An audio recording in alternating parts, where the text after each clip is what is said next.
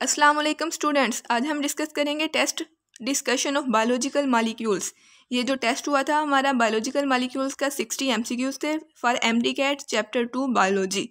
चलें बिस्मिल्लाह करते हैं बायोलॉजिकल मॉलिक्यूल्स की टेस्ट डिस्कशन को। चलें स्टार्ट करते हैं। First question, which of the following statement is true. इनमें से बताना था कि कौन सी स्टेटमेंट ट्रू है। Option A, all carbohydrates have 1:1 ratio. देखें, हमने ज़्यादातर पढ़ा होता है कि तमाम में 1:1 रेशो होती है, लेकिन कुछ कार्बोहाइड्रेट्स जैसे डीऑक्सी राइबोस है उसमें 1:1 रेशो नहीं है कार्बन की, हाइड्रोजन की, ऑक्सीजन की। तो ये वाला ऑप्शन गलत हो जाएगा, ये ट्रू नहीं है। All carbohydrates do not have 1:1 ratio.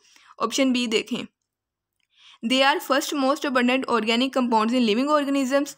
नहीं, ये सेकंड मोस्ट अबंडेंट है। सबसे ज़्यादा first most abundant organic compounds हैं प्रोटीन्स, ये second most abundant organic compounds हैं। थर्ड MCQ देखें, थर्ड ऑप्शन देखें, they could have carbon hydrogen oxygen only. नहीं, इनमें कार्बन हाइड्रोजन ऑक्सीजन के अलावा सल्फर भी हो सकता है, जैसे एगर में होता है, नाइट्रोजन भी हो सकता है, जैसे काइटन में होता है। तो इनमें से कोई भी ऑप्शन करेक्ट नहीं है, तो हमारा बेस्ट ऑप्शन होगा option delta. Best option is option delta. Next MCQs देखते हैं। Roles by carbohydrates are, carbohydrate किस तरह के रोल प्ले करते हैं, या स्ट्रक्चरल रोल प्ले करते हैं या फंक्शनल प्ले करते हैं। देखें, स्ट्रक्चरल किस लिहाज से कि ये हमारी बायोलॉजिकल मेम्ब्रेन की स्ट्रक्चर में होते हैं, इसके अलावा हमारे जो सेल वॉल होते हैं उनमें होते हैं कार्बोहाइड्रेट्स, खाने वाली चीज़ों में होते हैं, हर जगह कार्बोहाइड्रेट्स होते हैं। तो ये इनका स्ट्रक्चरल रोल है।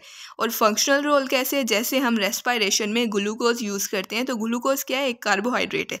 तो इसका बेस्ट ऑप्शन होगा बीटा के both structural and functional roles.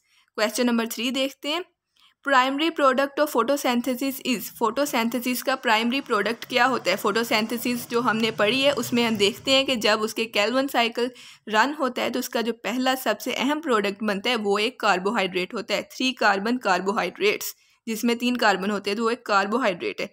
यानी प्राइमरी प्रोडक्ट ऑफ फोटोसिंथेसिस क्या हुआ, ऑप्शन ए कार्बोहाइड्रेट्स। बाकी चीज़ें कार्बोहाइड्रेट्स की कन्वर्जन से बनती हैं। नेक्स्ट देखते हैं। सुक्रोज हैव लिंकेज, सुक्रोज में कौन सा लिंकेज होता है, α12 होता है, β12 होता है, α14 होता है या β14 होता है।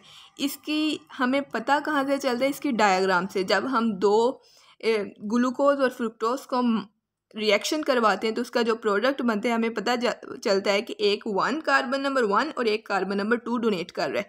तो ये कौन सा लिंकेज हुआ, सुक्रोज का लिंकेज है α12। Option alpha is correct. Rings of monosaccharide, next question है, रिंग्स ऑफ मोनोसेक्राइड्स कहाँ बनती हैं। देखें, रिंग्स हमेशा रिंग की स्ट्रक्चर में या रिंग की शक्ल में नहीं रहते मोनोसेक्राइड, जैसे ग्लूकोज है, राइबोस है, कोई भी है। तो इनकी रिंग स्ट्रक्चर होती है सॉल्यूशंस में।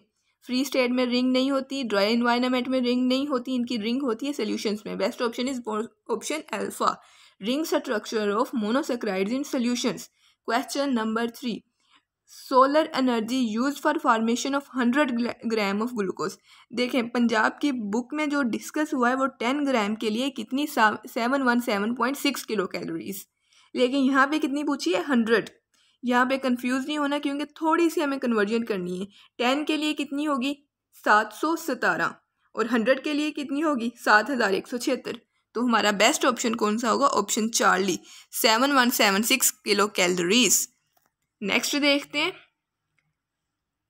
एनर्जी वो use for life activities is basically, जो हम लाइफ एक्टिविटीज के लिए एनर्जी यूज करते हैं वो बेसिकली होती क्या है।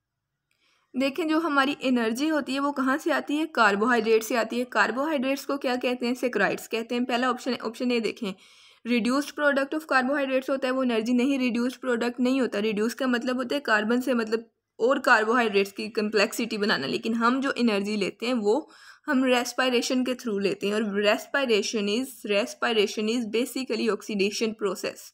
रेस्पिरेशन रिडॉक्स प्रोसेस है, लेकिन respiration, cellular respiration basically oxidation process है। तो हमारा बेस्ट ऑप्शन है oxidised product of saccharides. Saccharides कहते हैं कार्बोहाइड्रेट्स को। चले नेक्स्ट क्वेश्चन देखते हैं। मोस्ट अबंडेंट कार्बोहाइड्रेट्स आर, सबसे ज़्यादा अबंडेंट कौन से होते हैं, मोनोसेक्राइड्स होते हैं। नहीं, मोनोसेक्राइड सबसे मशहूर होते हैं, अबंडेंट नहीं होते। डाइसेक्राइड्स होते हैं। डाइसेक्राइड्स हमारी कैन शुगर इर्द गिर्द की चीज़ें होती है, लेकिन ये सबसे अबंडेंट नहीं है।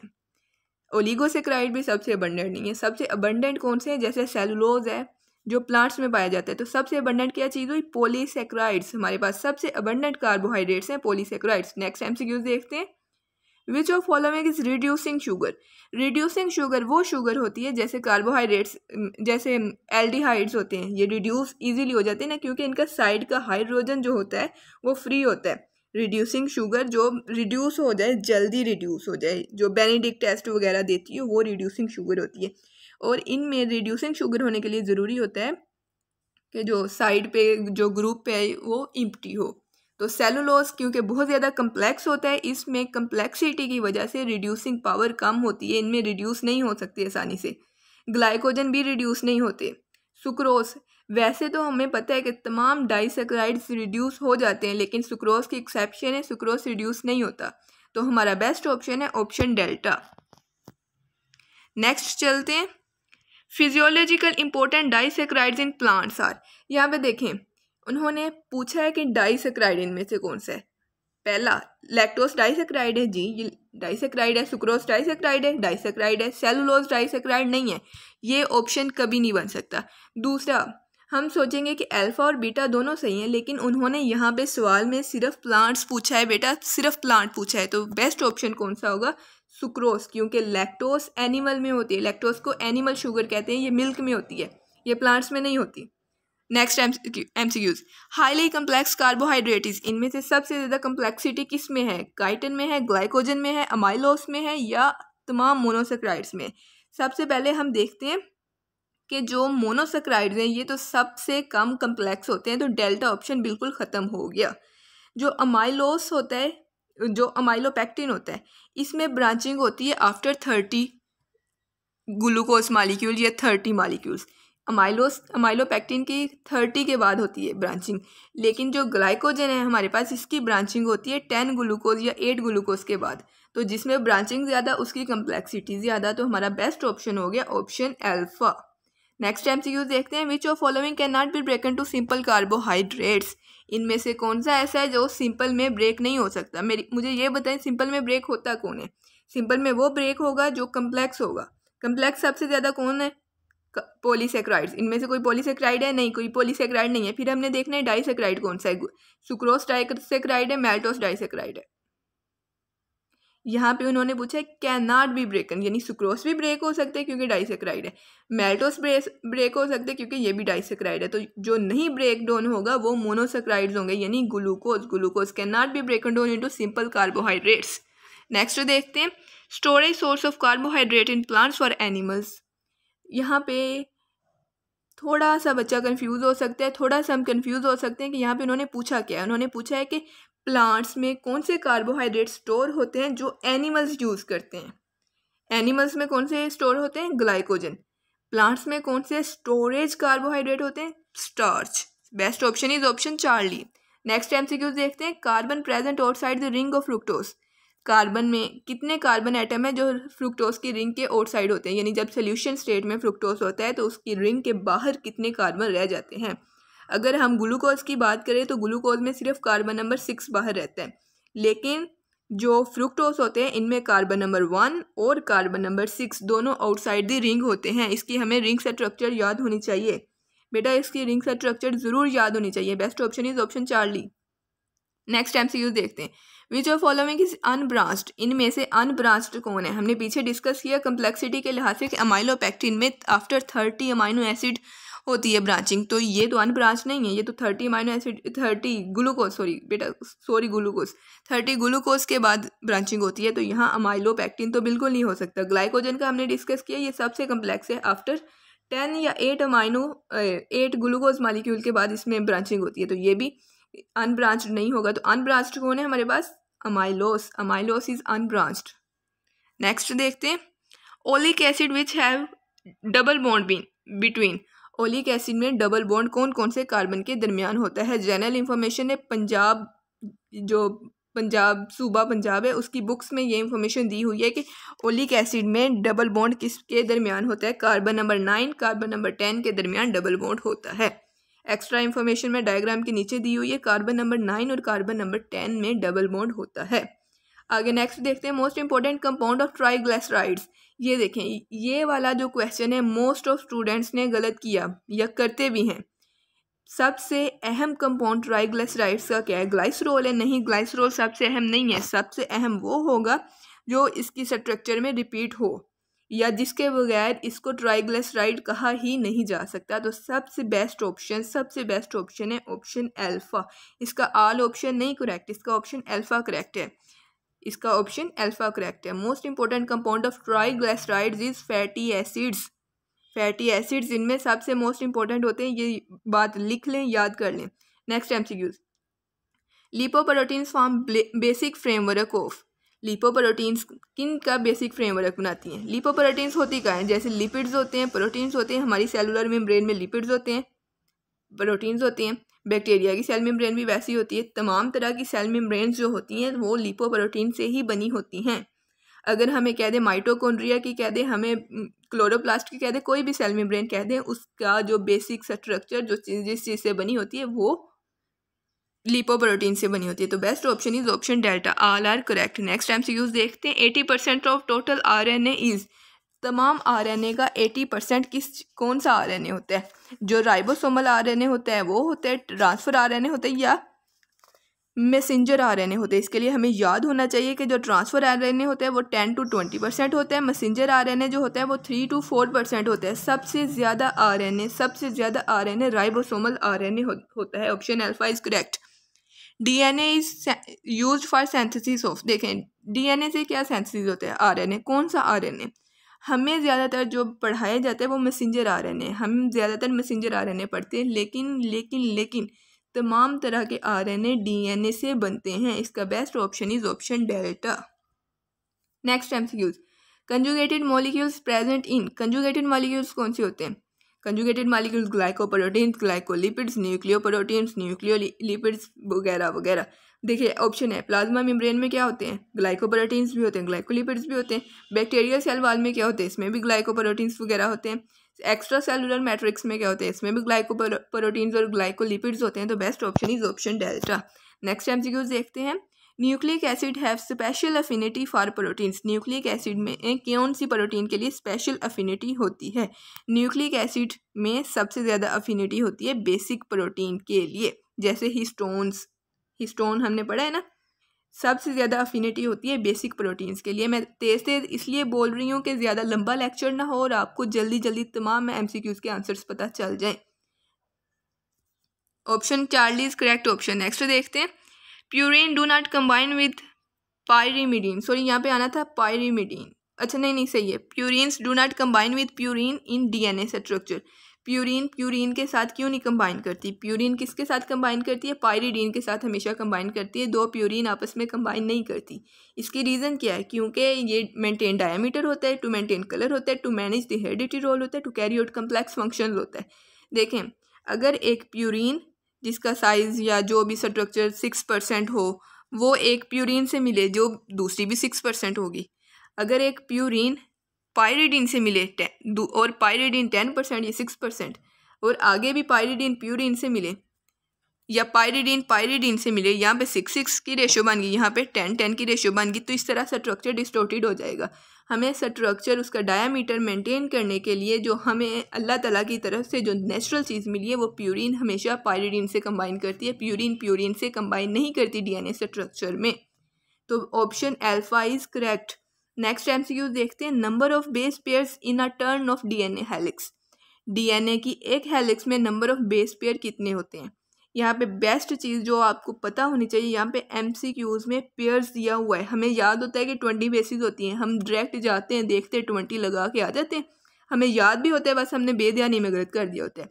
Number of base pairs in a turn of DNA helix is 10 base pair एक टर्न में होते हैं, और 20 bases 10 base pairs. Scale model of DNA was given by. जी हमने तो पढ़ा है कि वाटसन क्रिक मॉडल होता है। ये स्केल मॉडल कहाँ से आ गया? वाटसन क्रिक मॉडल को ही स्केल मॉडल कहते हैं। ये पंजाब बुक्स में दिया हुआ है। वाटसन क्रिक मॉडल को ही स्केल मॉडल कहते हैं। तो ये दिया किसने होगा? वाटसन क्रिक ने। Option alpha is correct. Number of सब यूनिट्स इन अ न्यूक्लियोटाइड। एक न्यूक्लियोटाइड के कितने सब यूनिट्स होते हैं?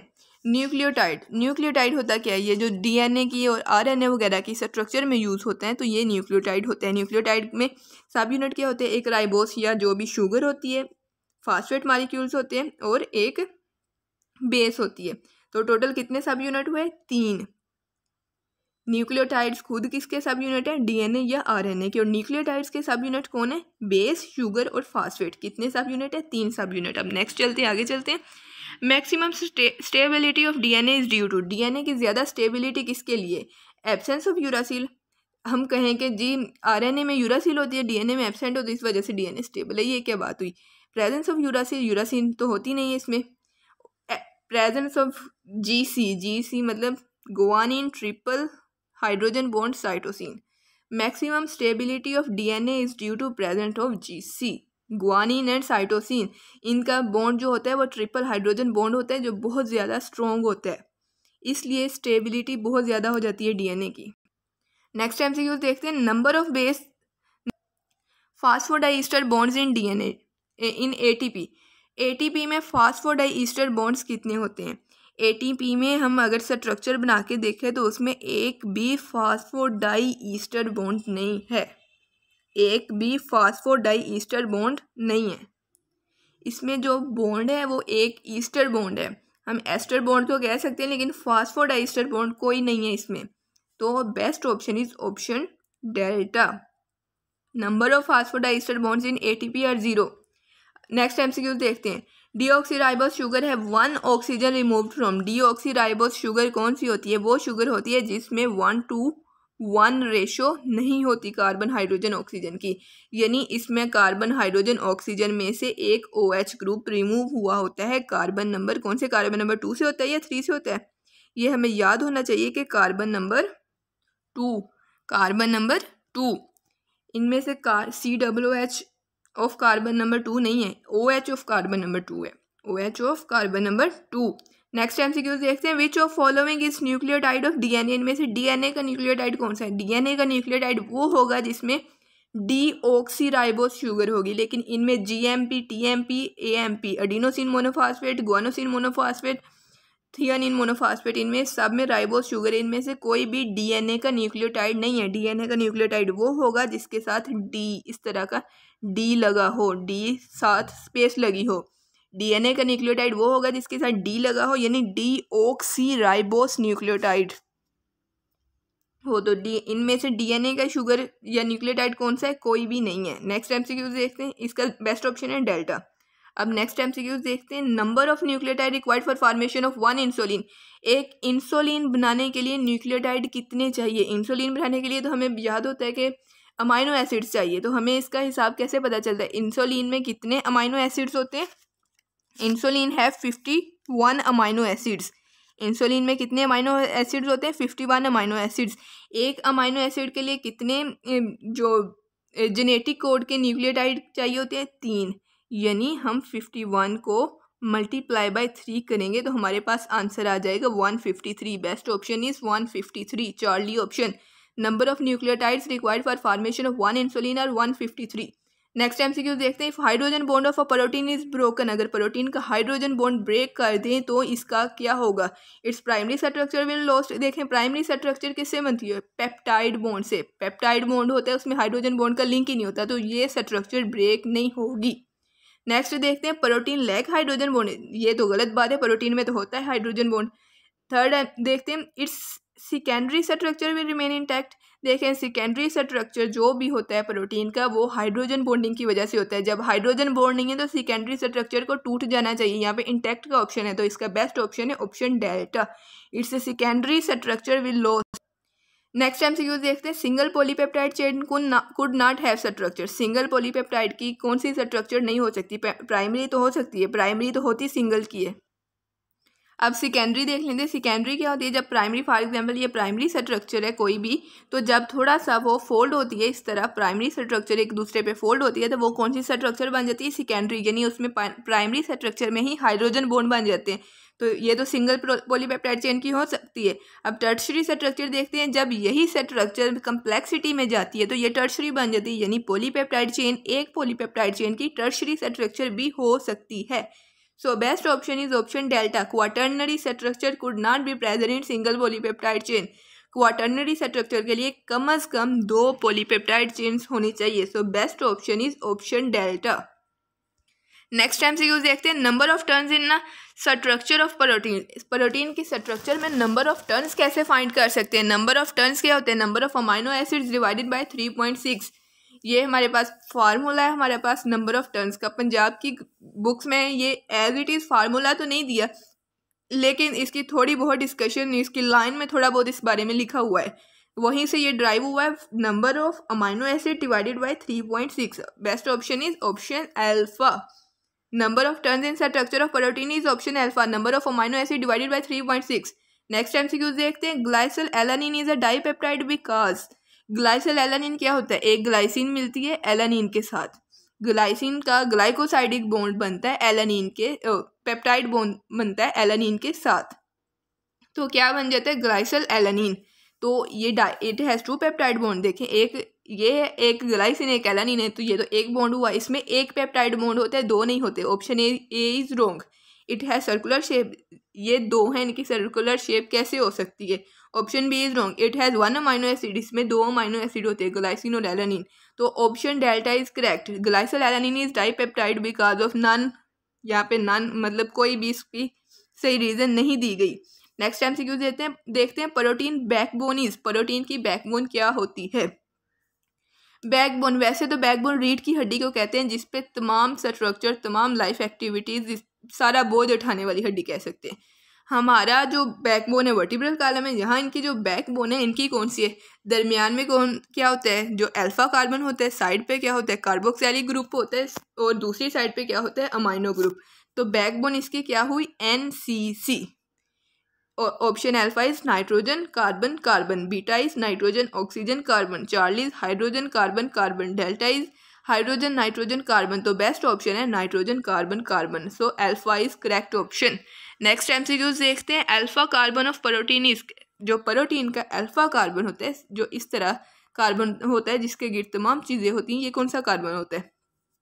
ये एसिमेट्रिकल होता है.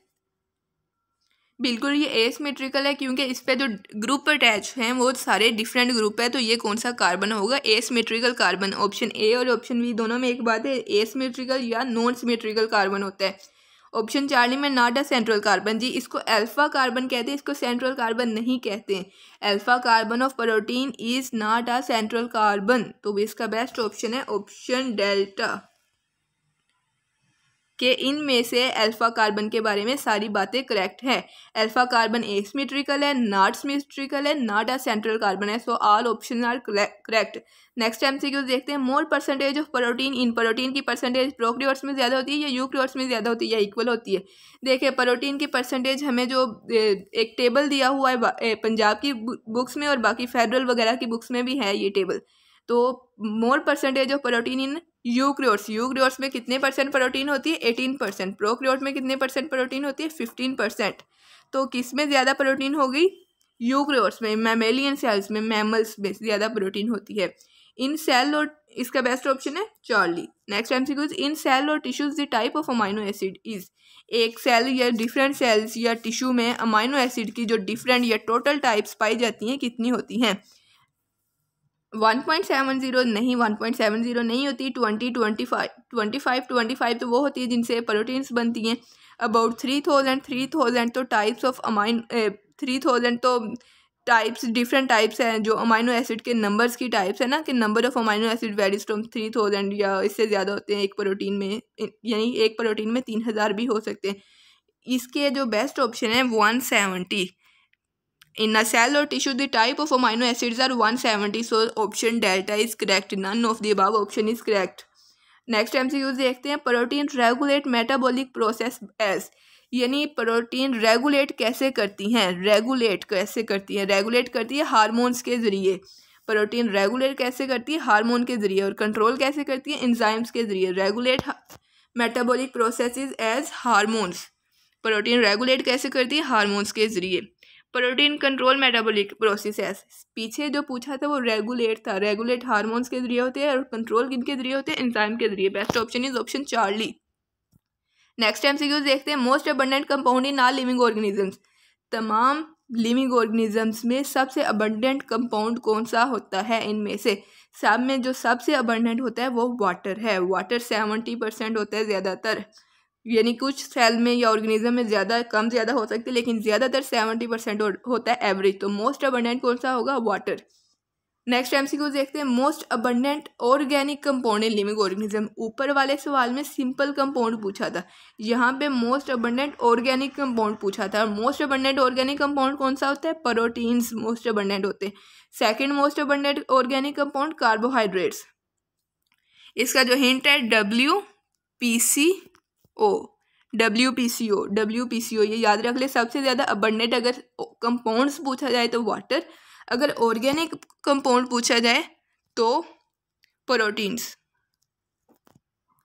नेक्स्ट एमसीक्यू देखते हैं, heat of vaporisation of water is. Water की हीट ऑफ वेपोराइजेशन कितनी होती है?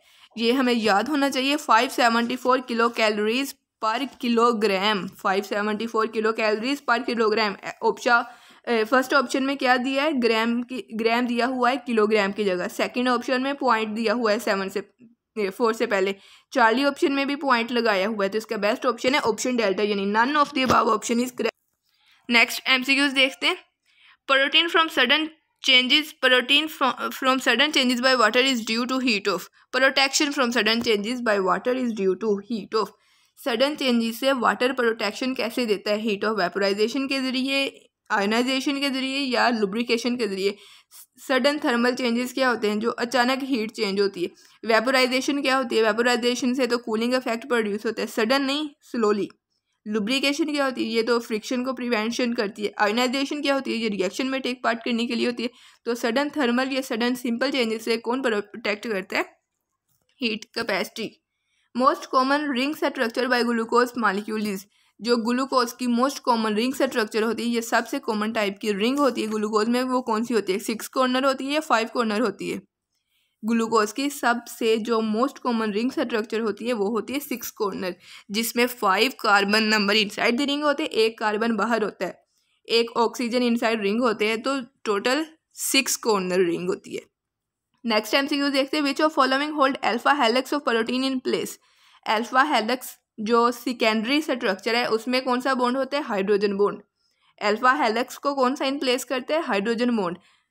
अमाइनो एसिड, कार्बोक्सिलिक, बाकी ऑप्शन करेक्ट नहीं है, option alpha is correct, hydrogen bond.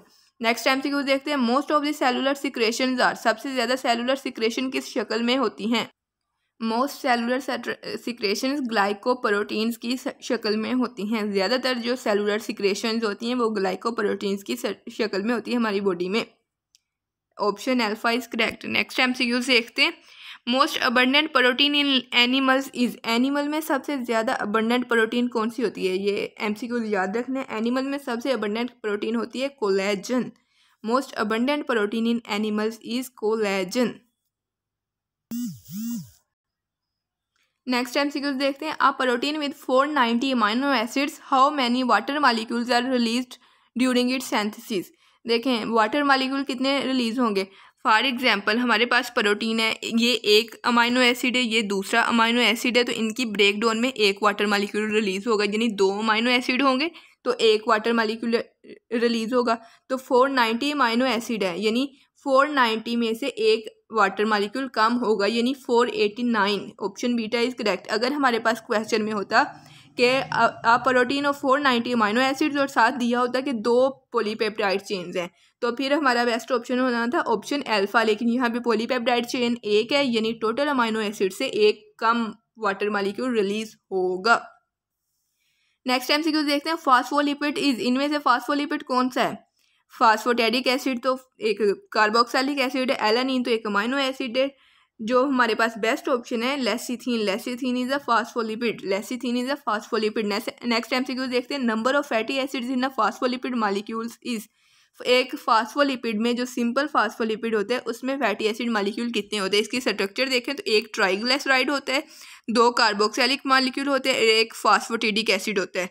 तो फैटी एसिड कितने होते हैं? कार्बोक्सिलिक एसिड 2 फैटी एसिड होते हैं, तो best option is option Charlie. Next MCQs देखते हैं। Waxes are present in, waxes कहाँ प्रेजेंट होती है? वैक्सीज एनिमल्स में होती हैं, बर्ड्स में होती हैं, इंसेक्ट्स में होती हैं, ये सब में होती हैं। देखें, जो इंसेक्ट्स एनिमल्स में होती है जो हमारी वर्टिब्रेट में या काफ़ी शीप वगैरह में सीबम की शक्ल में होती है वैक्सीज, बर्ड्स में होती हैं वैक्सीज और इंसेक्ट्स में भी होती हैं वैक्सीज। तो इसका बेस्ट ऑप्शन है option delta. Waxes are present in all of the following. Cuticle is an example of, cuticle क्या है? क्यूटिकल कोई वैक्स है या अमाइनो एसिड फास्फोलिपिड है या प्रोटीन है या टर्पिनो। तो क्यूटिकल क्या होता है? वैक्स होता है। Cuticle is a wax. इसका बेस्ट ऑप्शन है ऑप्शन अल्फा। नेक्स्ट एमसीक्यू देखते हैं। लेसिथीन लैक, लेसिथीन में क्या होता है? नहीं होता लेसिथीन में, क्योंकि ये फास्फोलिपिड है तो फास्फोटिडिक एसिड होता है। इसमें दो जो होते हैं फैटी एसिड होते हैं और एक ग्लाइस्ट्रोल होते हैं। लेसिथीन में क्या नहीं होता? टर्पिनोइड्स नहीं होते लेसिथीन में। टर्पिनोइड्स तो अलग लिपिड्स की टाइप है ना। नेक्स्ट एमसीक्यू देखते हैं। Which of following is not a macromolecule, इनमें से मैक्रोमॉलिक्यूल कौन सा नहीं है? मैक्रोमॉलिक्यूल यानी कम्प्लेक्स स्ट्रक्चर हो और छोटे छोटे माइक्रोमॉलिक्यूल से बना हो। तो इनमें से मैक्रोमॉलिक्यूल कौन सा नहीं है? न्यूक्लिक एसिड मैक्रोमॉलिक्यूल है क्योंकि ये बहुत सारे न्यूक्लियोटाइड सब यूनिट से बने होते हैं। प्रोटीन मैक्रो है क्योंकि ये बहुत सारे अमाइनो एसिड से बनी होती है। तो यहाँ पे मैक्रो कौन सा नहीं है? Glucose. Option alpha is correct. Next MCQs देखते हैं। Term not relating to protein molecules, इनमें से कौन सा टर्म है जो प्रोटीन से रिलेटेड नहीं करता? प्रोटीन में एक अमाइनो एसिड दूसरा अमाइनो एसिड सेम भी हो सकता है, डिफरेंट भी हो सकता है, यानी इनमें जो सारी चीज़ें हैं वो सेम नहीं है, बिल्कुल सेम यूनिट्स नहीं है। तो ये कौन से पॉलीमर है? हेट्रोपॉलीमर्स। तो बेस्ट ऑप्शन होगा ऑप्शन अल्फा, यानी होमोपॉलीमर ऐसा टर्म है जो प्रोटीन से रिलेटेड नहीं है। बाकी पॉलीपेप्टाइड प्रोटीन से रिलेटेड है, अमाइनो एसिड सब यूनिट्स ये भी पॉलीपेप्टाइड से या प्रोटीन से रिलेटेड है। तो best option option alpha. Next MCQ देखते हैं। Beta 1 for glycosidic linkage is present in, ये लिंकेज हमें याद करने होते हैं। हमें जब हम स्ट्रक्चर बनाते हैं तो हमें खुद समझ आनी चाहिए। तो इसका बेस्ट ऑप्शन क्या है? Beta 1 for glycosidic linkage in cellulose. Cellulose में जो लिंकेज होती है वो बीटा 1,4 होती है। इसका best option is option alpha. Dextrin, amylose, glycogen, ये कम्प्लेक्स मॉलिक्यूल होते हैं, ये ब्रांच्ड और डिवेल्प्ड और बहुत ज़्यादा कम्प्लेक्स होते हैं। जो बीटा 1,4 ग्लाइकोसाइडिक लिंकेज होती है ये सेलुलोज में होती है। नेक्स्ट एमसीक्यू देखें। लिपिड्स कैन इंसुलेट, लिपिड्स किस चीज़ से प्रोटेक्शन करते हैं या इंसुलेट कर सकते हैं? ये हीट से प्रोटेक्शन या इंसुलेट कर सकते हैं, ये कूल्ड से भी कर सकते हैं, यानी both heat and cooled. Best option is option beta. ये थे हमारे आज के 60 एमसीक्यूज जो हमने डिस्कस कर लिए हैं। अगर किसी को कोई भी मसला है तो यहाँ कमेंट में डिस्कस करें, I will solve it. Thank you very much for watching my video and like and subscribe my channel. Thank you very much.